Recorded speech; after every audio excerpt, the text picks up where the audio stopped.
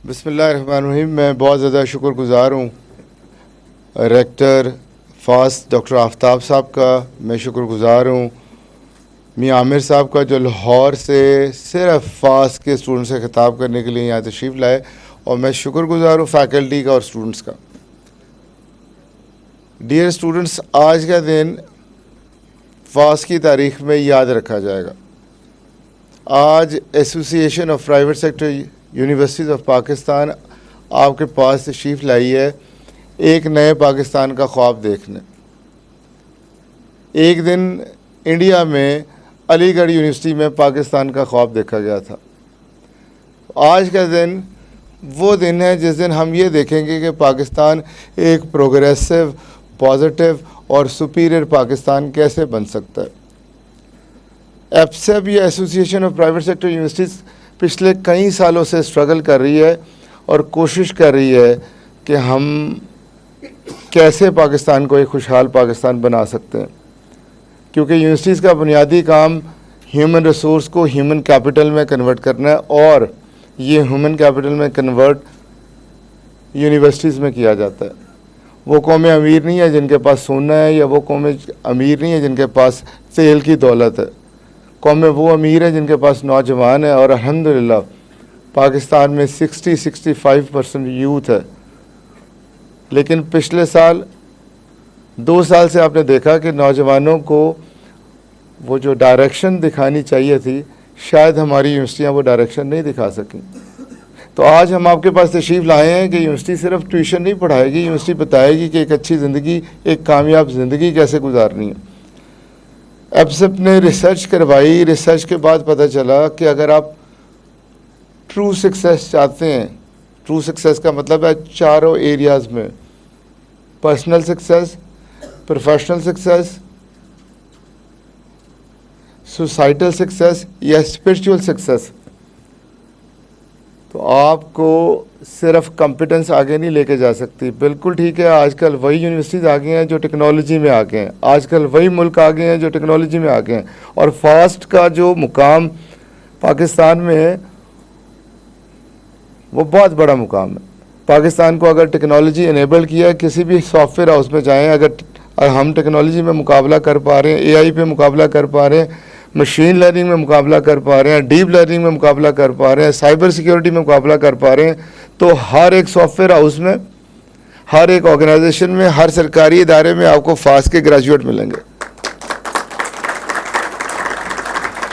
लेकिन आज हम आपके आगे एक नया मुकदमा रखने आए हैं। इस AI के दौर में हम डीप लर्निंग और मशीन लर्निंग में तो बहुत आगे चले गए हैं, लेकिन यूनिवर्सिटी का फ़र्ज़ एक फ्लरिशिंग सोसाइटी बनाना भी है, अच्छे इंसान बनाना भी है। हर एक यूनिवर्सिटी के मंशूर में, चार्टर में, उसके विजन में, उसके मिशन में लिखा होता है कि हमने एक प्रोग्रेसिव, पॉजिटिव सोसाइटी बनानी है। तो हम कंप्यूटर साइंटिस्ट तो अच्छे बना रहे हैं, शायद डॉक्टर इंजीनियर भी यूनिवर्सिटियों में अच्छे बना रहे होंगे, क्या इंसान अच्छे बना पा रहे हैं कि नहीं? तो रिसर्च के बाद पता चला कि कॉम्पिटेंस और कैरेक्टर 2 चीज़ें हैं जो आपको दायमी सक्सेस दे सकती हैं, जिसमें आप पर्सनल सक्सेस भी ले सकते हैं, प्रोफेशनल भी ले सकते हैं, सोसाइटल भी ले सकते हैं और स्पिरिचुअल भी ले सकते हैं। सिर्फ कॉम्पिटेंस काफ़ी नहीं है। AI का दौर है, ChatGPT और बड़े प्लेटफॉर्म हैं, आप कॉम्पिटेंस हासिल कर सकते हैं, सीनियर से सीख सकते हैं, क्लासरूम से सीख सकते हैं, लेकिन जो दायमी सक्सेस है वो कैरेक्टर के साथ आती है। अगर आपका कैरेक्टर नहीं है तो कुछ नहीं है। 21st सेंचुरी के जो ग्रेजुएट एट्रीब्यूट्स रिसर्च के साथ फाइंड आउट हुए हैं, उसमें टेक इनेबल्ड होना और कम्युनिकेशन स्किल्स सिर्फ 2 हैं, 8 वो हैं जो आपके एटीट्यूड पे हैं। क्या आपका कोई विजन है? आपने मुल्क की क्या खिदमत करनी है, आपने माँ बाप के लिए क्या करना है, आपने सोसाइटी के लिए क्या करना है? क्लैरिटी है? नहीं है हमारे स्टूडेंट्स को। क्या हम उतने ऑनेस्ट हैं जितने हमारे फोर फादर्स थे? या हम अपने आप को मुसलमान अगर कहते हैं तो ट्रांसपेरेंसी में पाकिस्तान का नंबर 140 से ऊपर क्यों है? इतने झूठे क्यों हैं हम? क्या रिस्पॉन्सिबल हैं हम? क्या जो टास्क हमें मिले, जो असाइनमेंट हमें मिले, वो वक्त पे करके आते हैं या नहीं? क्या इमोशनली इंटेलिजेंट हैं हम? तो आज जो आपके आगे मुकदमा रखने आए हैं वो ये रखने आए हैं कि अगर आप चाहते हैं पाकिस्तान तरक्की करे तो हमें अपने पर्सनल कैरेक्टर्स पे मेहनत करना पड़ेगी। हम अक्सर देखते हैं कि पॉलिटिशियन हमारे लिए क्या करेंगे, यूनिवर्सिटी की इंतज़ामिया हमारे लिए क्या करेंगी, लेकिन अगर हम रियल चेंज चाहते हैं और कामयाबी चाहते हैं तो हमें 21st सेंचुरी के ग्रेजुएट एट्रीब्यूट अपने अंदर पैदा करने पड़ेंगे। हमें अपने विजन की क्लैरिटी करनी पड़ेगी कि हम पढ़ लिख के करना क्या चाहते हैं, क्यों हम कंप्यूटर साइंटिस्ट बनना चाहते हैं, इससे लोगों के लिए क्या आसानियाँ पैदा होंगी। हमें नबी पाक सल्लल्लाहु अलैहि वसल्लम का तरीका, उनकी सबसे बड़ी सुन्नत थी कि वो ईमानदार थे। वो नबी और रसूल बाद में थे, पहले ईमानदार थे। हम 95-98% मुसलमान हैं, झूठे कैसे हो सकते हैं? वो रिस्पॉन्सिबल थे, हम इररिस्पॉन्सिबल कैसे हो सकते हैं? उनमें एम्पैथी बहुत ज़्यादा थी, हम कंपैशन बहुत ज़्यादा था, सेल्फलेस सर्विस बहुत ज़्यादा थी। तो हमें ये सारे एट्रीब्यूट्स अपने अंदर पैदा करना पड़ेंगे। एक तो ये पहली गुजारिश है कि हमें खुद पे मेहनत करनी पड़ेगी और अपने आप को बदलना पड़ेगा और अपने करैक्टर को मेहनत करनी पड़ेगी और हमें लीड करना पड़ेगा विद करैक्टर। आज पूरी दुनिया में ये इशू आ रहा है, चाहे अमेरिका में देखें, इंडिया में देखें, पाकिस्तान में देखें, तो हमें आज से अपने करैक्टर पे काम करना पड़ेगा। दूसरा, हमें इस मुल्क के बारे में भी सोचना पड़ेगा। मैं मियां आमिर साहब का बहुत ज़्यादा शुक्रगुज़ार हूँ।